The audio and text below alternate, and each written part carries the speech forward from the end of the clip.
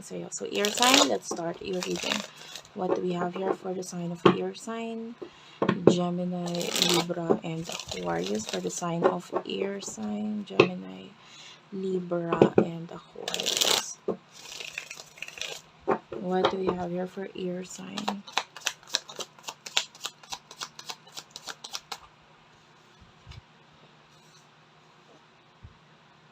Knight of Swords, Eight of Cups.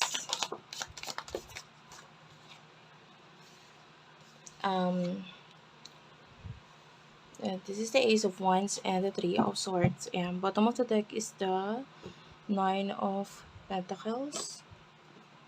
Ay, sorry. Ito. Main energy sa inyong dalawa ng person na ito. This is love reading, guys. You deserve love and reconciliation. Air sign.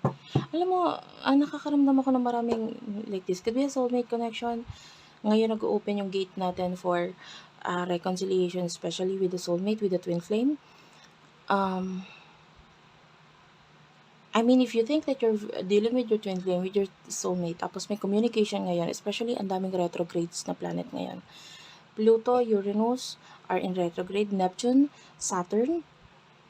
Ayan, nagkakaroon tayo ng mga retrogrades ngayon. And retrogrades na ito, nagbibigay ito ng like clarity for you. Ano ba talagang gusto mo sa buhay mo? Ano ba talagang connection yung feel mo na dapat mong i-push through? Ano yung mga connection na dapat mong tapusin sa buhay mo or alisan, tanggalin? Like, you are thinking about the future. Nagkakaroon ka ng clarity and nagkakaroon ka ng, you feel like you deserve love. You feel like you want this and this is what you deserve. Okay? Maybe with a reconciliation, so maybe you're dealing with a past person and nakakita tayo ng reconciliation sa inyong dalawa. The Ace of Wands, this could be a new person or, with the Ace of Wands, pwedeng action ito towards this person. Three of Swords, nasasaktan siya ngayon. And maybe you're taking care of yourself. Air sign.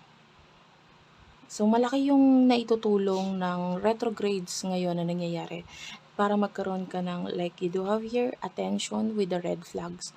So, pwedeng nagkakaroon ka ng clarity with regards sa mga pangit sa buhay mo or mga hindi magagandang sitwasyon sa'yo, mga tao sa buhay mo na parang ito hindi ko na nakikita mag-grow pa ako dito sa taong to, etc. And I can see you getting out of a situation wherein feeling mo may future ka pa. Pero itong person na to, sitwasyon nito parang wala eh. And mabigat para sa iyo. And I can see you using like maybe a shield towards yourself na parang hindi ako papayag na magkaganyan ako. Hindi ako papayag na hindi ako mag-grow dahil sa iyo. Hindi ako papayag na na mag-i-stay ako sa situation na ayoko. Like with the Eight of Cups, this is like kabaliktaran ng Eight of Swords. Eight of Swords is showing us like someone na nakatago, naka-stuck sa isang situation. But the Eight of Cups, you are open. You are open towards the future. You are opening yourself towards positivity. You are being optimistic and you are getting out.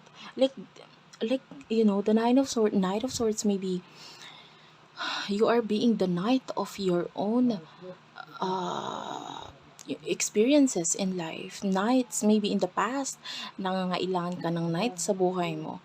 Like, kailangan mo ng knight and shining armor. Kailangan mo ng hero na tutulungan kang umalis sa situation mo kasi hindi ka makalis, etc. But now, you are being the Knight of Swords. You are someone na parang, hindi, aalisan ko to. Aalis ako dito. Hindi ko na kailangan ng knight and shining armor. Kaya kong umalis sa sitwasyon wherein hindi na ako nag-grow. This is you thinking about your future. This is you thinking about reality sa buhay mo. Ano ba yung totoo? Ano ba yung realidad?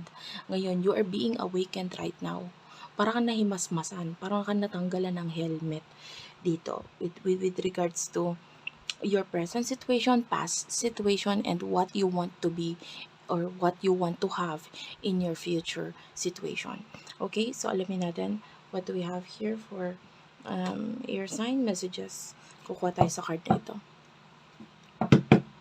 Kung na-appreciate mo yung reading, okay lang sa akin kahit mag-comment ka na mag-comment, guys. Sobrang ma-appreciate ko yan. Kahit mga 3 comment ka, 5 comment ka sa video, I really do love seeing your comments, guys. Nakakatulong yun sa akin. Tsaka nagaganahan ako, iba yung energy na nakikipag-interact kayo habang nagvi-video ako. Nakukuha ko yung energies ninyo. What do we have here for air sign? For air sign, please. For air sign. Gemini, Libra, Aquarius. Gemini, Libra, Aquarius. Situation. You do have here the realization. Yeah, like what I've told you, nagkakaroon ka na realization sa buhay mo. That whatever this thing na maybe with a denial, yeah, maaaring dineny mo sa sarili mo, pinilit mong i-cover, pinilit mong wag makita. Especially there's glasses here, sunglasses. This is showing us something na maybe in the past, you are someone wearing the glasses. You're not seeing kung ano talaga yung situation mo.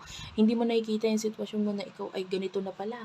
Kinakaya-kaya na pala, ikaw pala ay inuuto na, ikaw pala ay ginagamit na, sabihin na natin ganun. And you do have your denial, hindi, baka ano lang yun, ano talaga yun, hindi naman ako ginagamit, hindi naman ako masyado lang akong emotional. Maybe this is you being like lahat ng mali na nangyayari, mas sinisisi mo yung sa sarili mo kaysa yung mga tao sa paligid mo. Okay? So this is you gaining clarity na hindi sila ang may mali, hindi ikaw. Diba? Pwedeng yung nagkakaroon ka ng realizations na maybe you are not growing, hindi dahil sa sarili mo, lalo na kung lagi ka nagsusumikap, pinapakita mo yung best mo sa isang bagay. Supposed to be nasa taas ka na eh. Kaya nauudlot dahil nila parang may humihila sa'yo pababa. And then you're not seeing this humihila sa'yo pababa. Kasi you are trying na hilahin itong tao na ito pataas, mga tao na ito pataas. But then they are the ones that are pulling you down. Maybe you have a lot of realizations regarding that. Sino ba ang humihila sa'yo pababa? Dapat nasa taas ka na. Anong nangyari? Diba? Sino yung dapat mong bitawan? Kasi hindi eh. Maybe you tried your best na hilahin sila pataas, pero hindi sila sumasama. Pagkos ikaw ang gusto nila sumama sa kanila.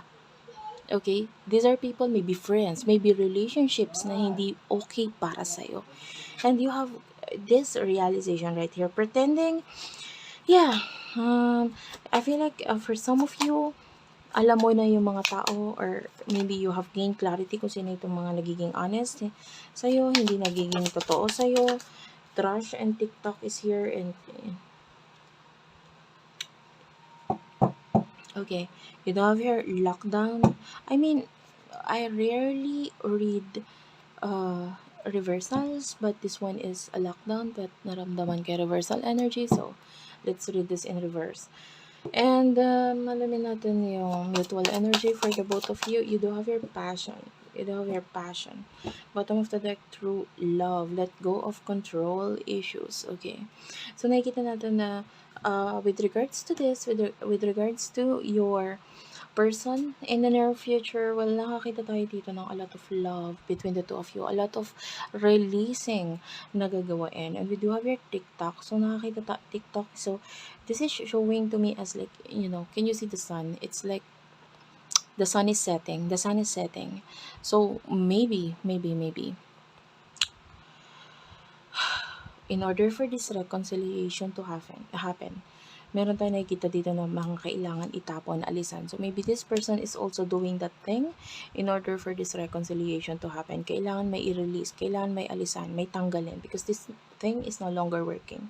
And nakikita natin with the lockdown, it's like getting out of something, like maybe a jail, or the Eight of Swords. This is something that is nai-stuck ka, and maybe this person nagkakaroon ng pagka-stuck, and nakikita natin yung unconditional love between the two of you, and nakakita tayo ng commitments. But before that commitment happen, this is the person for you. This is like true love for you. Pero bago mangyari yung true love na yun, kailangan tanggalin yung mga issues, yung mga nagko-control sa inyo kung ba't hindi nangyayari itong bagay na ito. And you do have your forgiving and learning. So maybe you have already learned your lessons. Now your person is currently pwedeng nalalearn or natututunan niya yung mga lessons na yun, and nagkakaroon siya ng clarity, and during this time, pwedeng this person is ready to get out of the situation na hindi nag-work out para sa kanya. Kailangan niyang itapon yung mga bagay person or people sa buhay niya na parang this is also weighing me down. So, nararamdaman ninyo ngayon yung mga bagay na nagpapabigat para sa inyo. And I can see you, both of you, trying to focus on the future. Okay, no more pretending this time, no more hiding, no more living in the shadow. So both of you are willing na mag get out of the situation, and then tomorrow there's another brand new beginning for the both of you. So reconciliation, passion, you deserve love, and maybe this is the love that you deserve. This is the person na deserve mo. Tutulungan kang umakyat, pareho kayo, mag-aangatan kayo pareho ng taong ito. Thank you for watching. I love you all, and bye-bye.